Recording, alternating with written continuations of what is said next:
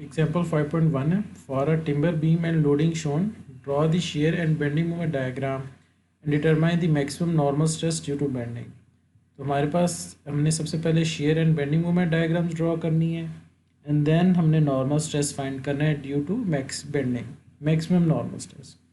हमारे पास ये बीम है, ये टिम्बर मटेरियल का है, ये उसने क्रॉस सेक्शन दिखा दिया है। क्रॉस सेक्शन में क्या 80 millimeter into 250 millimeter and then ये लेंथ है, उसकी लेंथ पे डिफरेंट फोर्सेस लग रही हैं। ये 20 किलो न्यूटन डाउनवर्ड फोर्स लग रही है।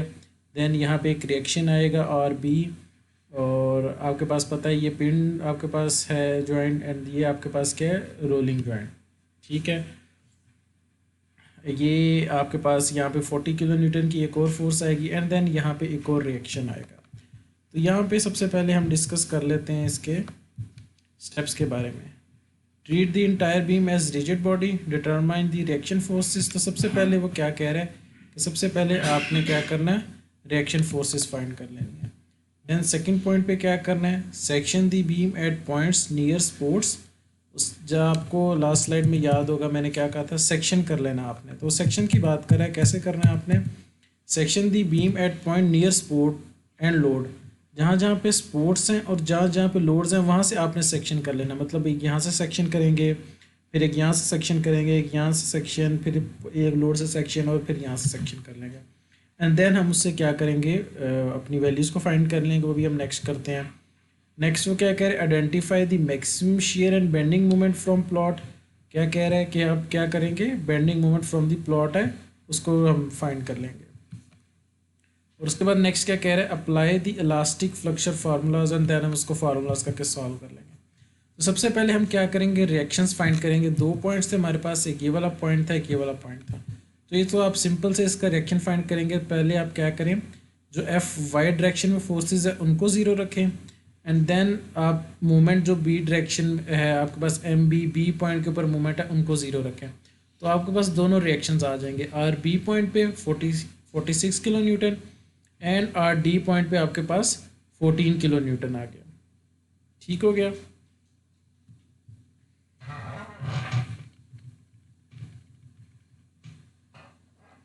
ठीक है, ये मेरे ख्याल 46 ही है, यहाँ पे 46 मेंशन है, ये 46 है आर बी रिएक्शन आपके पास। ठीक है, सबसे पहले तो आपने रिएक्शन फाइंड कर ली। अब आपके पास ये ऊपर वाली फोर्सेस पता थी, बी पॉइंट और डी पॉइंट पे आपको रिएक्शन पता चल गए। तो आपने क्या करना है, फिर नेक्स्ट पॉइंट है हमारे पास, आपने इसको सेक्शन कर लेना। ये 1 पॉइंट पे जहाँ उसने कहा, यहाँ से आपने इसको क्या कर लिया, सेक्शन कर लिया। सेक्शन कर लिया तो इस वाली डायग्राम को हमने लेना है, ये वाली को, और इसमें क्या करना है, sigma F Y is equal to 0। एक तो ये देखें नीचे को माइनस नेगेटिव किलो न्यूटन ये फोर्स लग रही है, देन माइनस V1 भी नीचे को लग रही है इक्वल टू 0। तो V1 की हमारे पास क्या वैल्यू आ गई, -20। ठीक है, ये V1 उस तरफ चला गया तो V1 की वैल्यू -20 आ गई। एंड देन इस पॉइंट पे movement at M1 is equal to 0।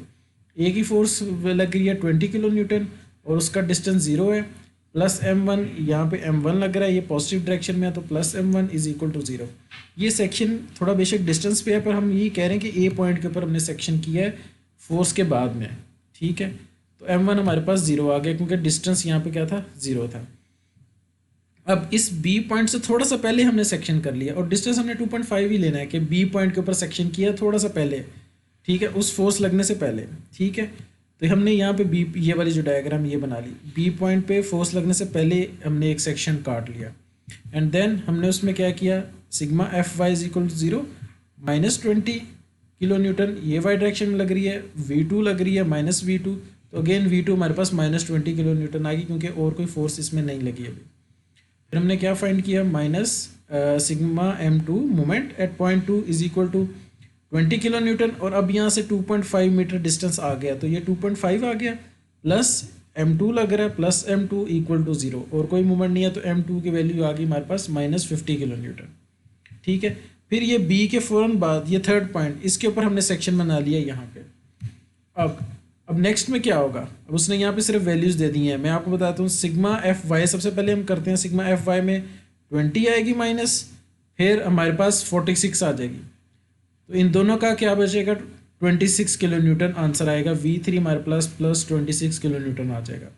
And then movement की इक्वेशन, मूवमेंट की इक्वेशन में अब क्या कौन कौन से मूवमेंट आएंगे, देखें एक तो ये 20 की वजह से 20 किलो न्यूटन इंटू 2.5, एक तो ये। सेकंड 46 किलो न्यूटन, और यहाँ से डिस्टेंस ज़ीरो है क्योंकि ये 3B पॉइंट के ऊपर ही है, तो 46 इंटू ज़ीरो कर देंगे हम, उसका आंसर बेशक ज़ीरो आ जाए। एंड थर्ड हमारे पास ये M2 भी आएगा, जो M2 हमने यहाँ पे फाइंड किया, -50 भी उसके अंदर ऐड हो जाएगा, एंड देन M3 की वैल्यू आ जाएगी हमारे पास -50 किलो न्यूटन। ठीक हो गया, 3 मूवमेंट आएंगे।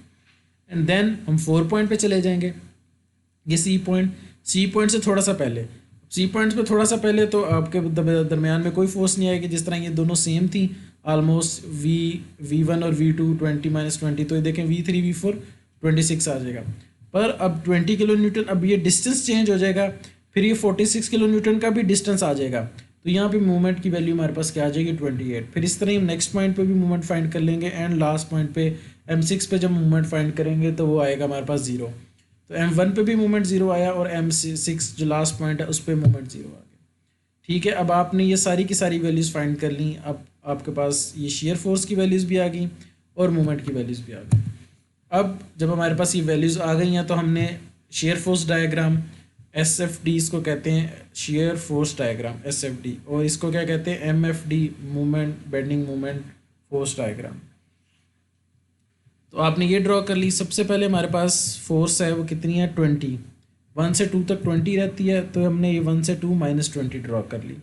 उसके बाद ये फोर्स बढ़ जाती है 26 किलो न्यूटन हो जाती है। यहाँ पे देखें, यहाँ पे आपके पास 26 V3 V4 26 किलो न्यूटन, तो 26 किलो न्यूटन तो ये B से C तक रहती है, और फिर C से D के पर -14 किलो न्यूटन, ये -14 किलो न्यूटन दोनों, तो ये ड्रॉ कर ली।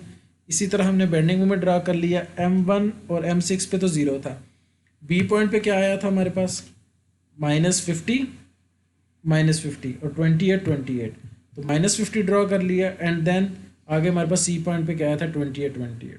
तो आपको याद होगा शुरू में मैंने आपको बताया था कि मैक्सिमम शेयर फोर्स और मैक्सिमम मूवमेंट हमने निकालने थे, तो maximum shear force 26 kilo Newton है, मैक्सिमम वैल्यू यही है, और यहाँ पे मैक्सिमम बेंडिंग की कौन सी वैल्यू है -50 किलो न्यूटन। ठीक है, और हमने उसको एब्सोल्यूट कर लिया, पॉजिटिव वैल्यू ले ली उसकी मूवमेंट की। नेक्स्ट हम सिर्फ फार्मूला लगाएंगे। फार्मूला क्या था हमारे पास, स्ट्रेस फाइंड करनी है MB और S क्या होता है सेक्शन मॉडुलस I/C।